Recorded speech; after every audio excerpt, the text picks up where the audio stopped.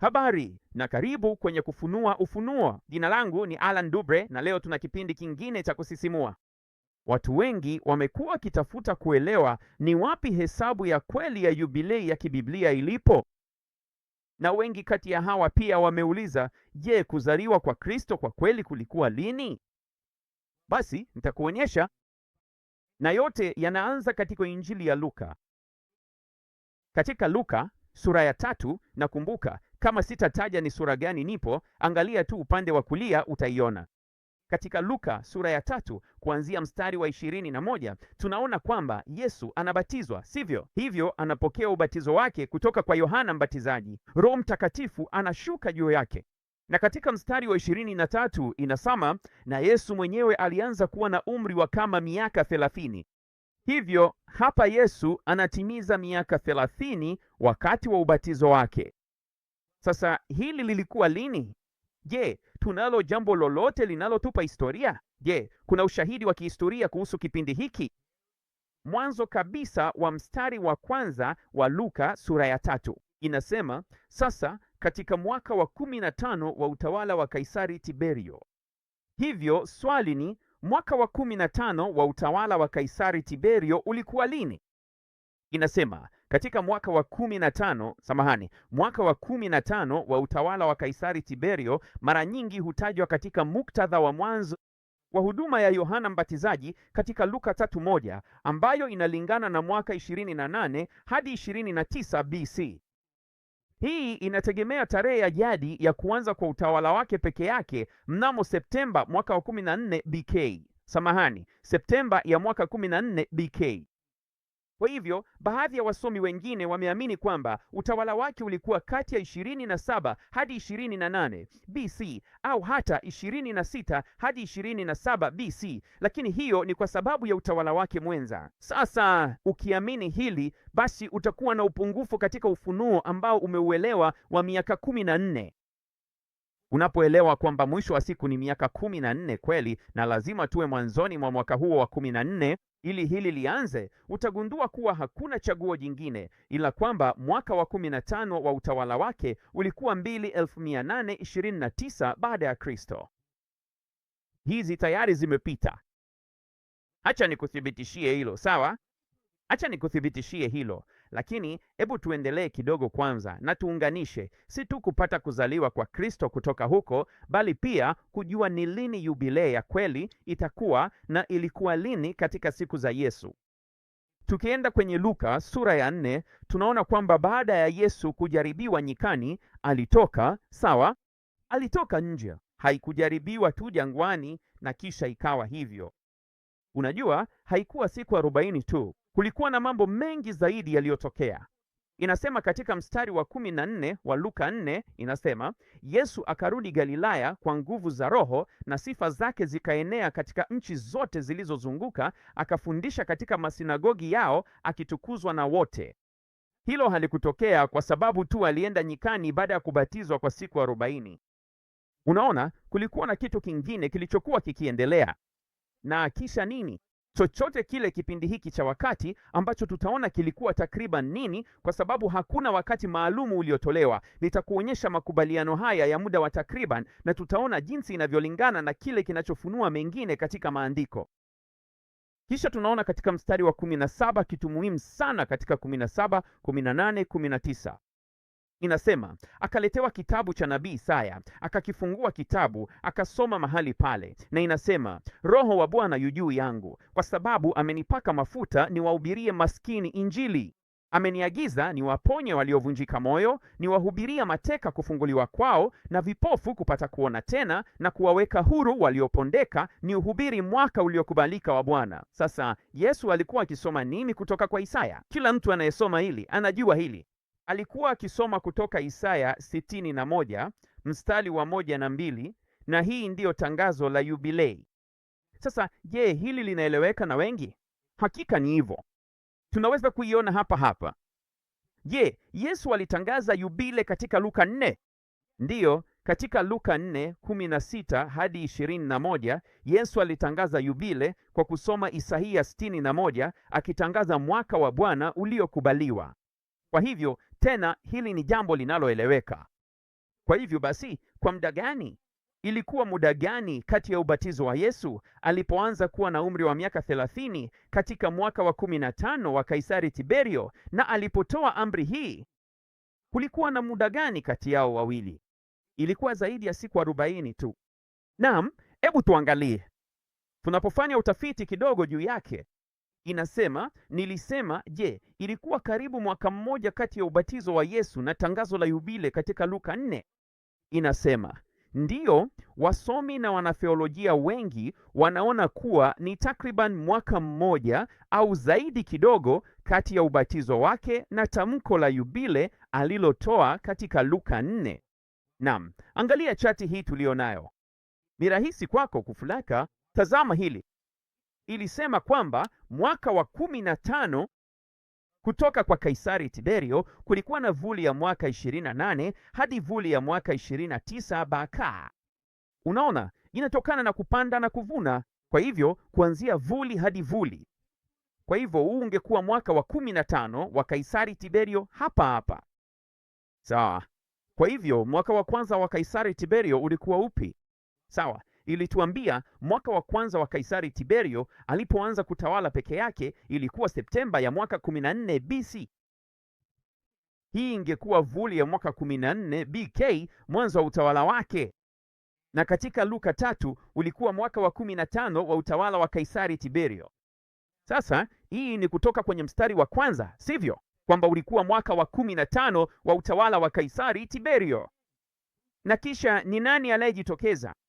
Yohana Mbatizaji sasa anaanza huduma yake yapata miezi 6 kabla ya Yesu kutokea. Na ilikuwa nini? Katika mwaka wa 15 wa Tiberio Kaisari. Na hapa ni katika mwaka wa 15 wa Kaisari Tiberio, Yohana Mbatizaji anaanza huduma yake. Ni kama miezi 6 kabla ya Yesu kuonekana, ambayo pia ni katika mwaka wa 15 wa Kaisari Tiberio. Na wakati huu Yesu anatimiza miaka 30.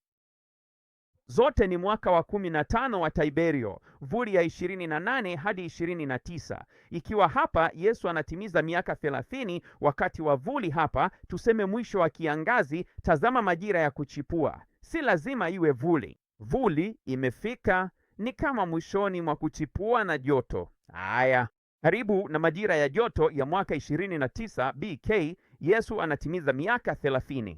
Kwa hiyo miaka 30 ingeenda kutoka kwenye mstari mweusi unauona hapa hadi kwenye mstari mwekundu hapa, sawa, ambayo ingekuwa juu ya majira haya ya kuchipua. Kwa hiyo inaenda kutoka miaka 30 hadi anapofikisha 31, sawa. Hapa ndipo Yesu anapotimiza miaka 30 kama vile maandiko yalivyotuambia katika mwaka wa 15 wa Tiberio Kaisari kwenye Luka 3. Kwa hiyo kama Yesu alianza kuwa na miaka 30 majira ya joto ya mwaka wa 15 BK, je, tunaweza kupata tarehe ya kuzaliwa kwake? Tunachotakiwa kufanya ni kuhesabu kurudi nyuma, sio sayansi ya roketi, na tunagundua kwamba kuzaliwa kwa Yesu kulikuwa hapa kwenye mstari huu mwekundu hapa, ndiyo kuzaliwa kwa Yesu. Kwenye kalenda yetu ya Gregori ingekuwa mwaka wa 2 kabla ya Kristo. Lakini lazima ukumbuke, kalenda ya Gregori haina mwaka 0. Inaenda kutoka mwaka 1 kabla ya Kristo hadi mwaka 1 baada ya Kristo. Kama unatumia programu au mfumo mwingine kufuatilia, huu mwaka 1 kabla ya Kristo ungekuwa mwaka 0 na huu ungekuwa 1 kabla ya Kristo. Lakini kwenye kalenda ya Gregori hakuna mwaka 0, kwa hiyo ingekuwa mwaka wa 2 kabla ya Kristo. Kama mwaka wa kuzaliwa kwa Kristo. Je, nimebuni tu haya na kuyatoa kichwani mwangu? Bila shaka hapana. Nimekuonyesha moja kwa moja kutoka kwenye maandiko, tunapojua vitabu vya historia vinatuambia. Kaisari Tiberio alianza kutawala mnamo Septemba ya 14 BK, na tukihesabu hadi mwaka wa 15 wa Kaisari Tiberio, Yohana anapojitokeza na kuanza huduma yake, na katika mwaka huo huo Yesu anakuja kubatizwa na Yohana Mbatizaji na anaanza kuwa na umri wa miaka 30. Tunachopaswa kufanya ni kuhesabu kurudi nyuma hadi kuzaliwa kwake, kuanzia siku yake ya kuzaliwa ya 30. Lakini basi uliona kilichotokea? Ilikuwa kuhusu nini? Ilisema Yesu alipotangaza yubilei kulikuwa na kidogo zaidi ya mwaka mmoja. Kwa hiyo hii hapa sehemu yako ndogo zaidi, na hii hapa mwaka wako, sawa. kuanzia msimu wa vuli wa mwaka 39 BK hadi msimu wa vuli, kuanzia msimu wa vuli wa mwaka 29 BK hadi msimu wa vuli wa mwaka 30 baada ya Kristo. Pia ile sehemu ndogo baada ya ubatizo wake ni zaidi kidogo ya mwaka mmoja. Sasa angalia kile ilichosema. Ndiyo, wasomi na wanateolojia wengi wanaona ni takriban mwaka mmoja au zaidi kidogo. Hapa tupo mwaka mmoja na zaidi kidogo. Na Yesu angekuwa ametangaza yubilei, ingekuwa mwaka wa 30 BC, katika msimu wa vuli wa mwaka 30 BK hadi msimu wa vuli wa mwaka 31 BK, ingekuwa ni yubilei ya mwaka wa 50. Lakini sasa hii inahusianaje na mwisho wa nyakati? Tunawezaje kujua yubilei ya kweli iko wapi? Kwa hilo tunaenda kwenye kitabu cha Mambo ya Walawi sura ya 25 na tusome kuhusu yubilei. Tunajua ni miaka 6 na mwaka wa 7 ni wa kupumzika. Sawa, hivi ndivyo tunavyojua inaenda kutoka vuli hadi vuli, kwa sababu inahusu kupanda na kuvuna. Sasa unawezaje kuhesabu? Inasema katika mstari wa 8, nawe utahesabu sabato 7 za miaka kwako, mara 7 za miaka, na muda wa sabato 7 za miaka utakuwa kwako miaka 49. Kisha mtaleta baragumu ya yubilei ipigwe siku ya 10 ya mwezi wa 7, wa mwezi wa 7, ambayo ni siku ya upatanisho, nanyi mtaitakasa mwaka wa 50 na kutangaza uhuru. Unaona, ndiyo jinsi tunavyojua Yesu alikuwa anatangaza yubilei. Lakini sasa swali ni, watu wanahesabu vipi yubilei? Unaona, watu wengi wanaamini kwamba yubilei ni miaka 49, halafu mwaka wa 50 na kisha miaka mingine 49. Mwaka wa kwanza wa hizo 49 nyingine hauanzi mpaka baada ya mwaka wa 50. Mwaka wa 50, lakini hiyo sio kweli. Sawa, kuna chaguzi mbili tu, ni aidha hiyo chaguo au ni ile ambayo mtazamo wa Talmudi unao, ambayo inasema mwaka wa 50 unafanya kazi kama mwaka wa kwanza wa mzunguko unaofuata wa miaka 49. Huu ndio ukweli na tunaweza kukuonyesha. Tunajuaje hili? Kwa sababu hakuna kuvunja mzunguko wa 7. Ni endelevu, haijawahi kuisha. Miaka 7 na kuendelea na kuendelea na kuendelea na kuendelea na kuendelea na kuendelea. Kama ungekuwa na mwaka wa 50 ukiwa peke yake, kungekuwa na uvunjaji wa mzunguko wa 7, mwaka wa 50 ambao unasimama peke yake, halafu mzunguko wa 7 unaanza baada ya hapo. Na hilo haliwezekani kwa sababu huwezi kuvunja mzunguko endelevu wa 7. Kwa hiyo unapolielewa hilo, inamaanisha kuwa hauhesabu miaka ya yubilei kwa 50 ili kuipata. Unahesabu kwa 49. Na hivi ndivyo inavyotokea. Unapozihesabu na unagundua kuwa hesabu ni kwa 49, unaona kinachotokea. Kulikuwa na mwaka wako wa 49 na kisha nini kitatokea? Yubilei ni mwaka wa 50 ambao huja baada ya mwaka wa 49 kama unavyoona hapa. Lakini ni nini? Ni mwaka wa kwanza wa seti inayofuata ya miaka 7. Unaona hino? Ni mwaka wa kwanza wa seti inayofuata ya 7, ambayo ni mwaka wa kwanza wa seti inayofuata ya miaka 49. Kwa hivyo, tukichukua kuanzia mwanzo wa yubilei mwaka wa 30 BC, kama vile maandiko yalivyofafanua hili, yakifichua siku ya kuzaliwa ya Yesu, yakifichua mwaka ambao Yesu angetangaza yubilei mwaka wa 30 BC. Tazama kinachotokea unapoona na kuelewa hilo sasa.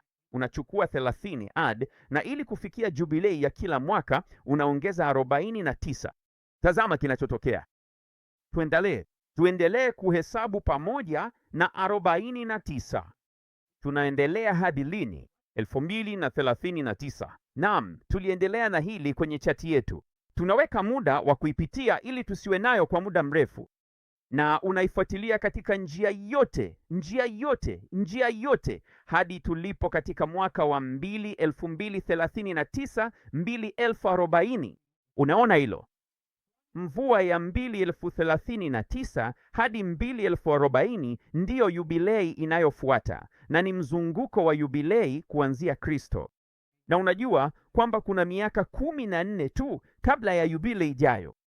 Na angalia hili, kuanzia msimu wa vuli wa 25 hadi msimu wa vuli wa 26, tuko katika mwaka wa kwanza kati ya miaka 14 ya mwisho. Naomba hili liwabariki na kuwatia nguvu. Mungu akubariki. Kwaheri kwa sasa.